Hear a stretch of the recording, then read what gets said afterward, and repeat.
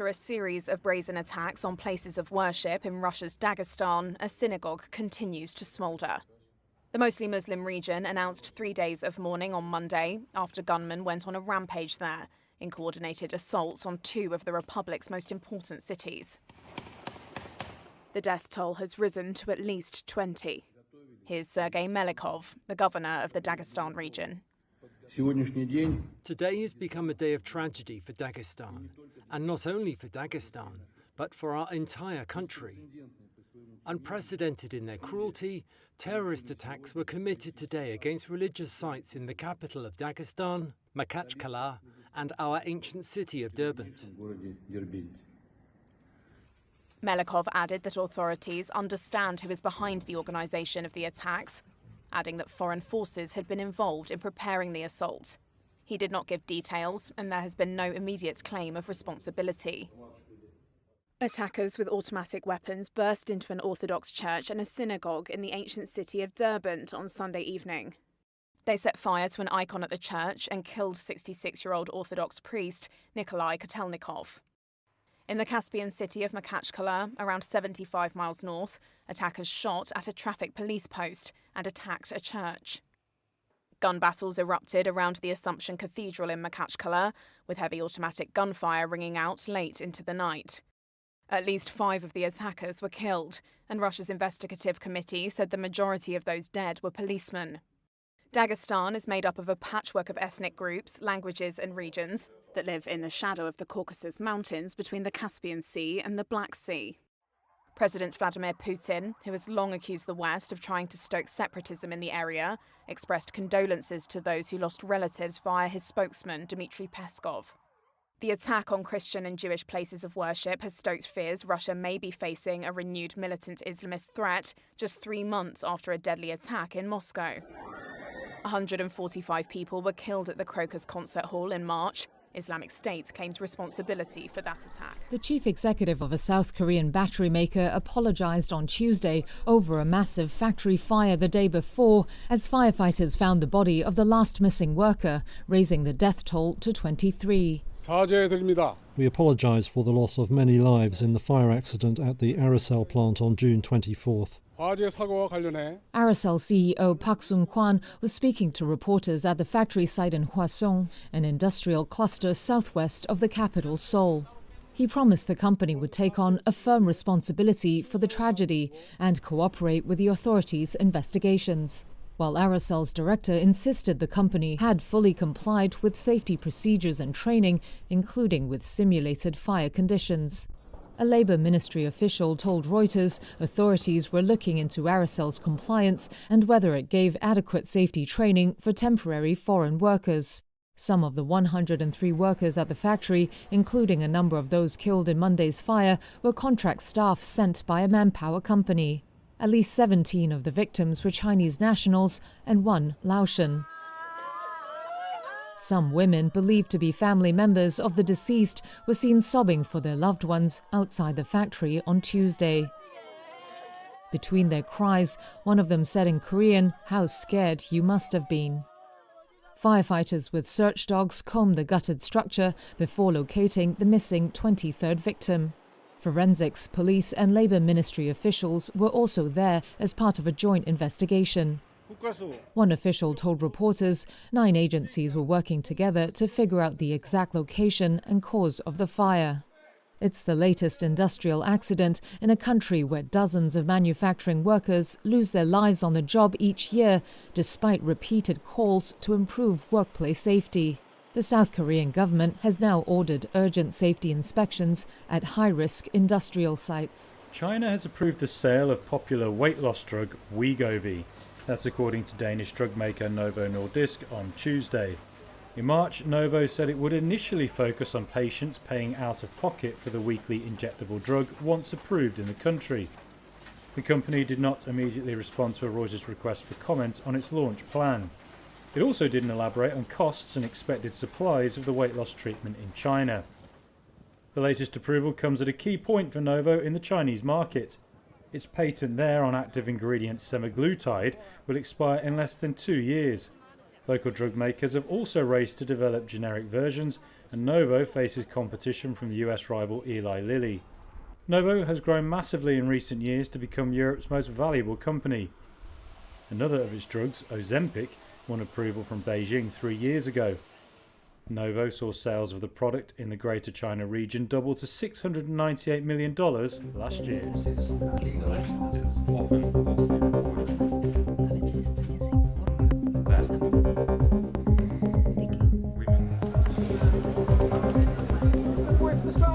How do you feel? For my children, but for the independence of the UN system.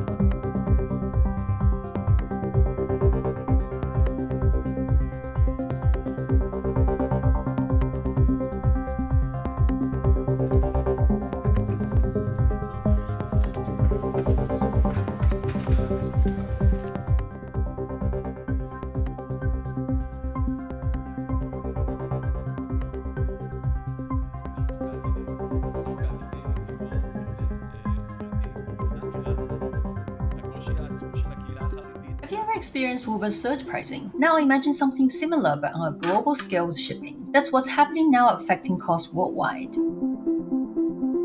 After Yemen's Houthi militants targeted ships near the Suez Canal in December, freight rates more than doubled as shipping companies rushed to find new routes to go around the Suez. But in March and April, they have fallen back. Now, prices have recovered and risen higher than the January peak. Why the spike?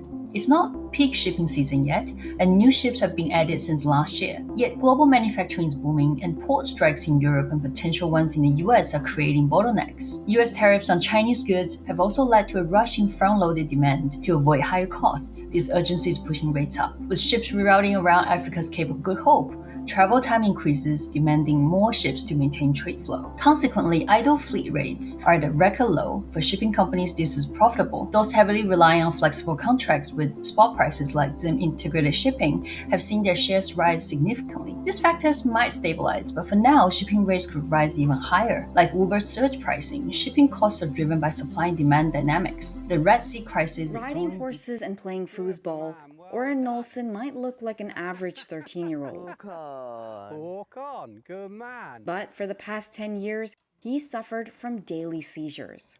Some so extreme that he lost consciousness and even stopped breathing, said Oren's mother, Justine. Every moment of his life is affected because of his epilepsy. I had a fairly bright and up-together 3-year-old that within a few months of seizure commencing, deteriorated rapidly and lost a lot of skill. But a new device fitted into his skull in a world-first trial at London's Great Ormond Street Hospital in October 2023 has reportedly reduced Oren's daytime seizures by 80%. The device's leads are connected to a neurostimulator which emits a pulse of current to block or disrupt abnormal electrical activity in the brain.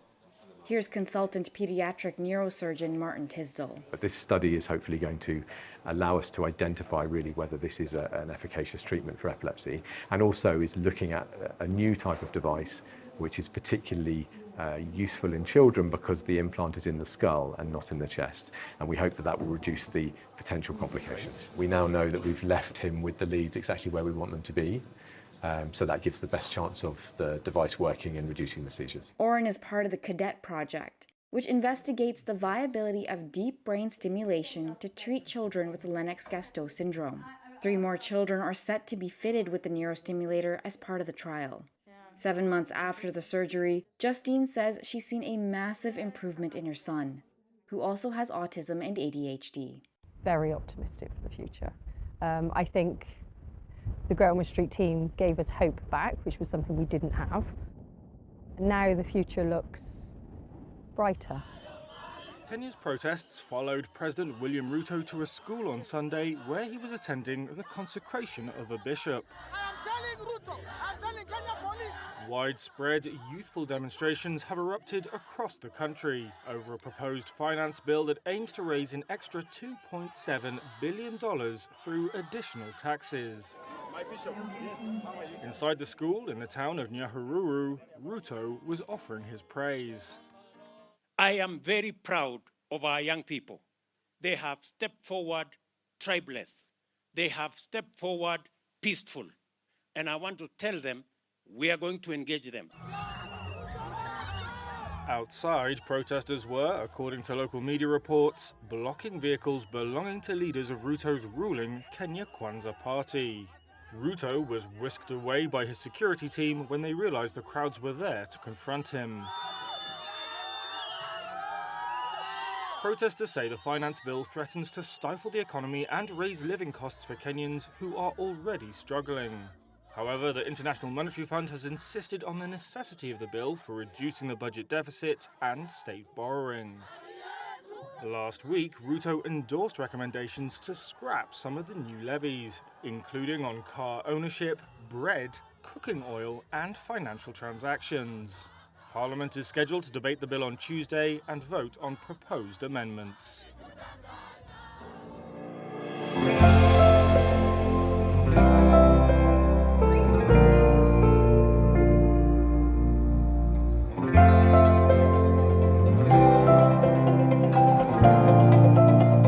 Shein has already filed papers for a London share listing. That's according to Reuters sources, who say the fashion firm confidentially made the move in early June. It's not clear when the share sale might now take place. China-founded Shein began to explore a London listing early this year. That was after its original plan to list in New York ran into opposition. US lawmakers have raised concerns over labour practices in the company's supply chain. Known for its cheap clothing, the firm was valued at $66 billion in a fundraising round last year. Now a listing in London would be a boost for the city's stock exchange, which has struggled to attract big-name IPOs in recent years. There was no comment on the latest reports from Shein or regulators. If British watchdogs do give the green light, shares in the firm could potentially start trading within weeks. The timing means it will probably have to deal with a new UK government, with polls pointing to a win for Keir Starmer's Labour Party in the country's upcoming general election. The party has indicated support for Shein's listing, but some senior Labour lawmakers have called for greater scrutiny of the company and its employment practices. Hyundai's unionised workers in South Korea voted for possible strike action on Monday. The move comes after talks with the automaker stalled. The discussions were focused on wage rises and an extension of the retirement age. A union official told Reuters they were willing to negotiate with management if they changed their stance. The union is one of the biggest in the country with more than 43,000 members. It said almost 90% of its members had approved strike action unless Hyundai accepted its demands. If it goes ahead, it will mark the first such action in 6 years related to wage negotiations at the car maker. It could disrupt production of some popular vehicles at home, which Hyundai has been exporting to offset its slow domestic sales. The union wants a minimum basic monthly pay increase of just over $114, and performance pay equating to 30% of Hyundai's net profit for last year. It's also demanded an increase to the retirement age to 64 from 60. South Korea's rising life expectancy and inadequate retirement pension payments have led to demands to be able to work for longer. A Hyundai representative was not immediately available for comment. Boeing is moving to tackle worries over the quality of its jets by buying key supplier Spirit Aerosystems. That's according to reports by Bloomberg, which says the deal will mostly be funded with stock. It reportedly values Spirit at about $35 per share, a premium of about 6% over the firm's Monday closing price. The deal is now expected to be announced within a matter of days. It all comes months after a mid-air blowout on one of Boeing's 737 MAX jets. That revived concern over quality control at the firm and left it facing close scrutiny by regulators and lawmakers. Now Boeing hopes reacquiring Spirit, which it spun off back in 2005, will give it more control over its supply chain. The aerospace giant has blamed the company for sending it incomplete or faulty parts. Talks over the takeover had earlier hit a stumbling block over Spirit's work for Airbus. The European firm threatened to block any deal that saw Boeing making parts for its latest jets. Airbus is now expected to acquire the relevant Spirit factories as part of the move. U.S. stocks ended mixed on Monday, with the blue-chip Dow rallying to a one-month high as investors rotated out of AI-related stocks and added some of this year's laggards. The Dow climbed nearly 0.7%, the S&P 500 shed about 0.3%, and the tech-heavy Nasdaq dropped more than 1%. AI darling NVIDIA slid more than 6.5%, down for a third consecutive session. Last week, the chipmaker became the world's most valuable company, but it has since handed the title back to Microsoft. Other chip stocks, including Broadcom, Qualcomm, and Marvell Technology, also saw big one-day losses. While investors on Monday may have taken AI-related profits, Rod von Lipsey, managing director at UBS Private Wealth Management, sees the sector pullback as temporary.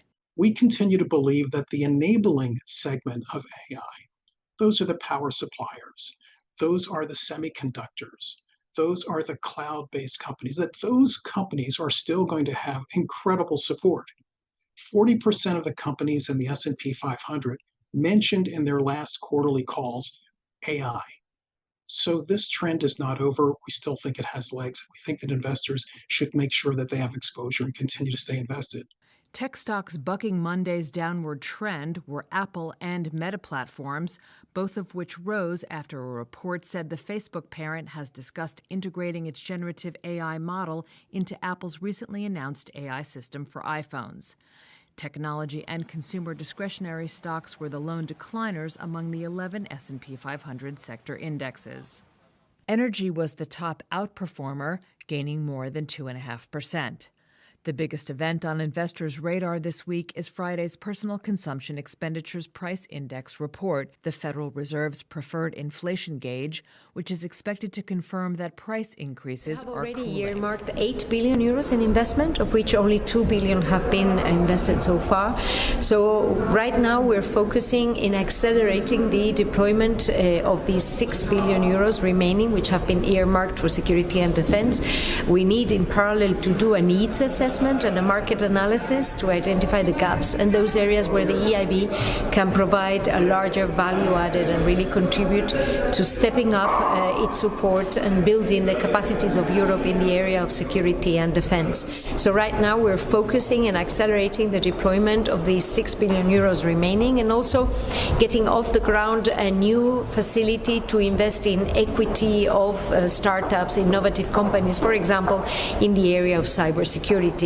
We will do in parallel a market analysis to identify gaps and a needs assessment going forward. And I expect that in the second part of the year we will have a good pipeline of projects of European interest that we will be able to finance, thus reinforcing the capacity of Europe to ensure the safety, peace and security of its citizens and businesses in Europe.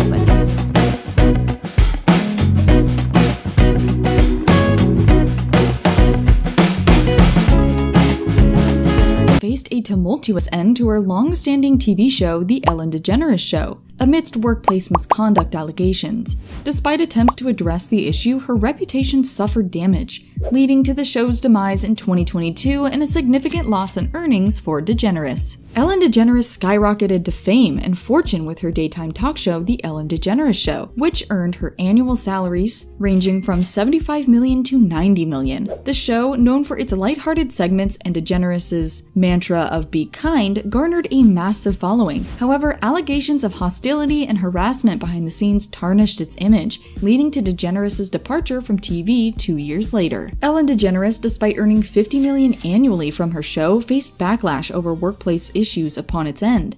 Her income streams extend beyond television, including voice acting, film entrepreneurship, and real estate investments. Following her retirement and scandal, DeGeneres adopted a low-key lifestyle. However, she eventually addressed her controversial exit from TV during a stand-up comedy comeback in Los Angeles 2 years later. The hate went on for a long time. The Be Kind girl wasn't kind. That was the headline. I'm making jokes about what happened to me, but it was devastating. In July 2020, former and current employees of The Ellen DeGeneres Show disclosed to BuzzFeed News their negative encounters while working on set. Some lost their jobs for taking medical leave or bereavement days, while others were instructed not to interact with Ellen DeGeneres, depicting her as unapproachable. That Be Kind bullshit only happens when the cameras are on. It's all for the show. I know they give money to people and help them out, but it's for the show. Many former and current employees blamed executive producers and senior managers for toxicity on The Ellen DeGeneres Show. However, one insider emphasized Ellen DeGeneres' responsibility, noting her frequent reliance on managers who painted a rosy picture. Racism allegations also surfaced, prompting Warner Media to conduct an internal investigation and leading to the departure of 3 top producers. Staffers received increased benefits, but a year later, DeGeneres announced the show's end after its 19th season. She cited a lack of creative challenge as the reason for its conclusion while pursuing other projects. Is one of the world's biggest pop stars, but her tour writers reveal diva-like behavior, making her difficult to work with. Collaborators like Sia have complained about her dominant and analytical nature. Perry also reportedly asks her staff and crew not to speak to her, look at her, or ask for photos. During Katy Perry's 2011 tour, she issued a 45-page tour rider with numerous demands. Her dressing room requirements included a full-length mirror, a glass door refrigerator, specific flower arrangements, cream or soft pink drapery, high-speed internet, and specific furniture including egg chairs and French-style lamps. She also requested fresh food, organic fruits, and specific wines served on chinaware with ceramic mugs and plastic straws. Perry insisted on staying only in 5-star hotels, specifically in a presidential suite, with the entire floor booked for her entourage and complimentary breakfast for her team. In her tour rider, Katy Perry included strict rules for her drivers. They must stay behind the wheel unless notifying her first and have minimal contact with her guests, or her fans. Drivers are not to start conversations, ask for autographs, or take photos. Their ringtones should be off, and they must not stare at Perry through the rear view mirror. The window should be half down at pickup and drop-off points, and they should not touch her bags unless asked. Additionally, 4 water bottles should be available in the car. Perry's only reasonable demand was that drivers refrain from making phone calls while driving for safety. Katy Perry's demanding tour rider shows little regard for her staff. She has been criticized for her diva behavior, including rudeness to American Idol contestants. An industry insider expressed surprise at her backstage. Katy Perry is one of the world's biggest.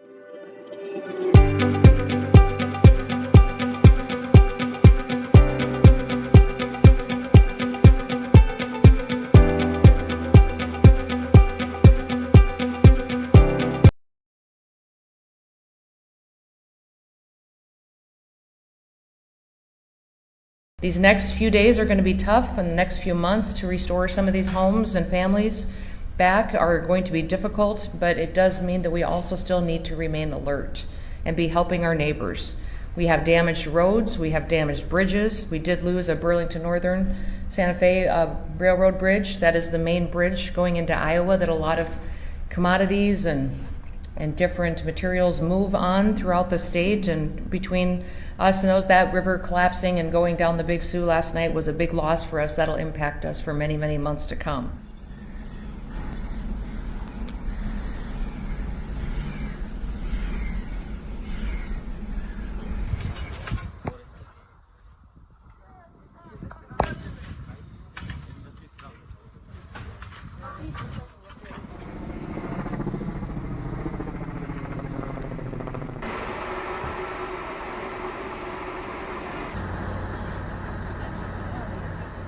An ancient Roman laundry with mosaic tiled floors has been uncovered a few steps away from the Vatican City.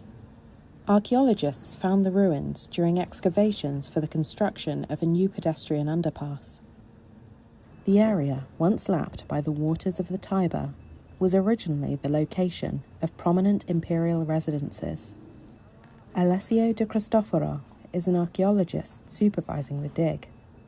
He says the Roman building was later converted into an open-air laundry facility, or Follonica. From a historical point of view, it is very interesting to see this phenomenon where an imperial property that belonged to the emperor would change its function and get transformed during a rather ancient age. We think this Follonica dates approximately between the end of the 2nd century AD and the first half of the 3rd century AD. This is a rather unique phenomenon in Rome. Usually this type of transformation happens later, so it is an interesting novelty for us.